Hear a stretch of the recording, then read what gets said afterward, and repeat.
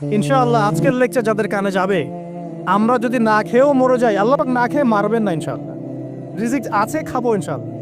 কিন্তু হয়তো বা অভাব হবে, টাকা পয়সা একটু কম হতে পারে, অন্যের 10 তলা ফ্ল্যাট হবে, আমার হবে না, ঠিক আছে, অন্যের এত বিঘা বিঘা জমি আমার হয়তো হবে না, কিন্তু ইনশাআল্লাহ তাআলা এই যে দুনিয়ার মুসাফিরের জীবনটা, এটা মুসাফিরের জীবন না?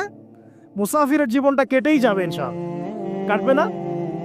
যে কোনোভাবেও কেটে তো যাবেই ইনশাআল্লাহ। এই যে পরকালের জীবনটা একটা চেতনার শক্তি, জানেন?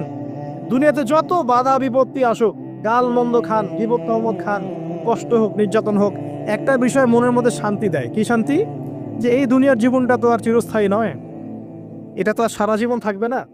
ইনশাআল্লাহ এই অবস্থা আস্তে আস্তে পরিবর্তন হয়ে যাবে। ফাইন্না মাআল উসরি ইউসরা, পরকালে ইনশাআল্লাহ পাবো। দুনিয়াতে না পেলে কি হয়েছে, পরকালে পাবো ইনশাআল্লাহ।